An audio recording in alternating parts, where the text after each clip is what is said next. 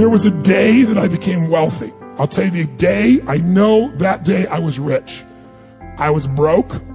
I was pissed. I was angry at everybody else but who? Myself. But really underneath it, I was mad at myself. I just couldn't beat myself up anymore, so I was pissed. And I had a friend that I loaned money to when I had barely enough, and I knew he needed it. And I gave him $1,200, and I'm here not able to eat. I'm down to like $25, $26. And I'm saying to him, calling him, and he's not returning my call. And I just need some money, and he's ignoring me. I didn't ignore him then, so I'm pissed. I'm frustrated. In the midst of all this, I'm also pragmatic. I got 25 and change, call it $26. What the hell am I gonna do? I don't have any plans for economics. I got overhead that's crazy. I'm living in this little tiny apartment, 400 square feet in Venice, California.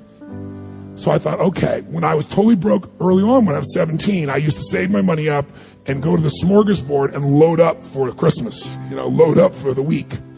So I said, I was in Venice. I'm gonna go over to Marina del Rey, where all the yachts are, and there's a place there called El Torito. And I'm gonna go, they have an all-you-can-eat smorgasbord. I'm gonna load up for the winter. I'm gonna get there.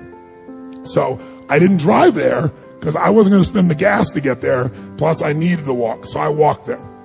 And I go in, I'm not dressed really great, but it's Marina del Rey, it's okay. And I got a place right by the window and I can see these yachts going by and I'm dreaming of what life could be like. And I'm starting to let go of my anger and I'm starting to focus on what I want instead of what I don't want. How many followers say I? And that shifted me just a bit. And now I'm eating, which shifted me a lot. And I got this giant plate stacked up. And I don't know what the amount was. It was like, whatever it was, $6.95, $7.95, right? So I'm gonna do this. I could probably do this 3 or 4 times, right? Somewhere in that range. As I'm finishing my meal, this little boy comes in, dressed in a little suit. And I honestly don't know how old he'd be, probably in the 3rd grade. So maybe 8 years old, 9 years old, something like that. And he was so adorable. And he opened the door for his mother. And his mother was an attractive lady. And he came over and he pulled out the seat for her and she sat down. And she was a pretty lady, but as pretty as she was, I was totally obsessed by this boy. He had presence at 7 or 8 years old. And it moved me. I don't know why, it moved me. And I thought, this kid is like pure. I want him to always be this way. He's such a good kid, he's a giver. So I got up and I paid for the meal. And whatever it was, $6, $7. So now I've got whatever left, $17, $18, $19. And I walk up to this little boy, and I said, excuse me. And I said, I just want to acknowledge you for being such an extraordinary gentleman. I said, I saw the way you treated your lady, how you opened the door, how you pulled the chair out. I said, that's class. I said, my name's Tony, what's yours? And I don't honestly remember his name, Charlie or something. And he looked up at me and I said, Charlie? I said, that's amazing. Taking your date out for a lunch like this. He goes, well, actually, she's my mom. And I said, that's even more cool. And he said, oh, but I'm not taking her lunch because I think he said he was 8. I said, oh, yes, you are.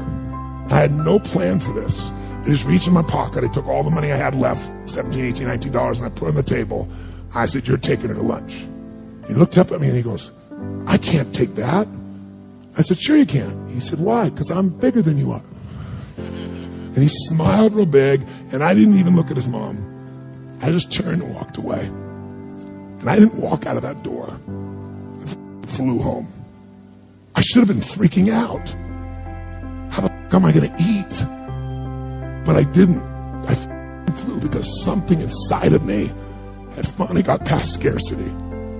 I finally realized there's something inside of us more than our limits, especially around this thing called money that I had let terrorize me. And I got home, and the mailman came that day, and I had no idea how I was going to have my next meal. And a letter comes, and it's from the guy I loaned the money to. A handwritten note saying, I've been avoiding you. It's wrong. I'm so sorry. You were there when I needed you. Here's what I owe you plus a little bit more. And the $1,200 was there, plus another $100 for the time that I had to take care of it. And for me, $1,300, that was enough to run my show for a month or 2. And I cried. And then I decided, what does this mean? And I thought, this means that whenever you give, it's always going to come back. So you don't have to ever think about that it again. Just give. And the rewards will be greater than you can ever imagine. I don't know if that's coincidence, but I decided to believe that day was a blessing when I became rich. And I can tell you honestly, I've had tough days in my life, economically, emotionally, like all of us. But I've never gone back to that scarcity. I never will. The secret to living is giving. Do it when you don't have it, and I promise you, scarcity will leave your life.